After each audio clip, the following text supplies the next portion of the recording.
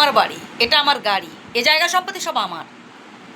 আমরা এইসব টাকা পয়সা বাড়ি গাড়ি এসবের পেছনে এতটা ছুটি, এতটা ভাবি এসব নিয়ে, যে আসলে আমরা আমাদের যে নৈতিক বোধ, আমরা আমাদের যে মানবিকতা বোধ, সে বিষয়গুলো থেকে ক্রমশ দূরে সরে যাচ্ছি।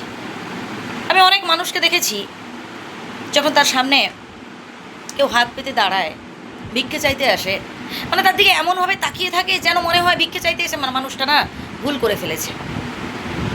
আর শেষে দেখি কানে হেডফোন গুঁজে দিয়ে অন্যদিকে তাকিয়ে আছে, গুনগুন করে গান করছে। চক্রবৎ পরিবর্তন তাই দুঃখা নিচু সুখা নিচু। মানুষের জীবনে না সুখ দুঃখ আসবে। আজ হয়তো আমার জীবনে সুখ, এ সুখ কিন্তু চিরস্থায়ী নয়। পকেটের টাকা থেকেও খেতে পাবে না, এমন সময় আসবে আপনার বাড়ি গাড়ি টাকা পয়সা সব কিছু আছে, কিন্তু খেতে পাচ্ছে না, এমন পরিস্থিতিতে পড়তে হবে। যে মানুষটা সাহায্য চাইতে এসেছে, আপনার সামর্থ্য অনুযায়ী কিছু দিন। হ্যাঁ ভাই, আপনার সামর্থ্য অনুযায়ী আপনার 10টা টাকা দেওয়ার ক্ষমতা, আপনি সেটাই দিন না, সেটাই তুলে দিন, খুশি মনে, বিরক্ত হয়ে নয়। বেশি দূরে নয়, কাছাকাছি কোনো রেল স্টেশনে যান বা বাস স্ট্যান্ডে যান, তাহলেই দেখতে পাবেন কত গরিব মানুষ, কত অসহায়। অনেকে মুখ ফিরিয়ে নেয়, ভিক্ষা দেয় না, মানে তাকে এমনভাবে বলে তুই বসে কাজ করতে পারছিস না, কঠিন পরিশ্রম করতে পারছিস না। আসলে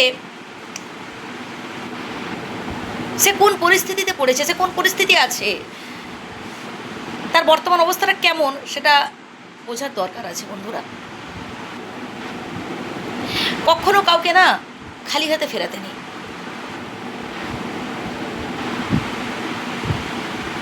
মানুষের জীবনে দুঃখ কষ্ট সমস্যা সুখ আনন্দ সব কিছু জড়িয়ে আছে। কাউকে দান করলে, কাউকে দিলে অর্থভাণ্ডার কমে যায় না, বরং বাড়ে।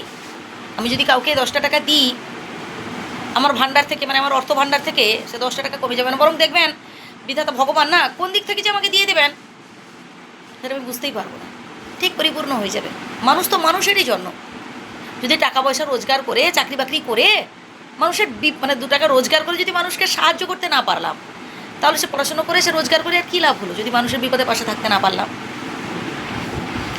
শুধু নিজে ভালোতে থাকবো, নিজে চাকরি বাকরি করবো, নিজের ফ্যামিলিটাকেই দেখবো, ব্যাস না ভাই। ভাবতে হবে দেশের কথা, ভাবতে হবে দশের কথা, ভাবতে হবে দেশের সেই সব মানুষদের কথা যারা খুব কষ্টে আছে, আশেপাশে সেই সব মানুষদের কথা যারা অভুক্ত আছে। মানুষের না 2টো রূপ, একটা বাইরের রূপ, একটা ভেতরের রূপ।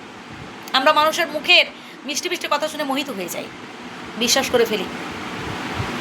না ভাই, কাউকে খারাপ ভালো বলার আগে 10 বার ভাববেন। ভালো থাকবেন।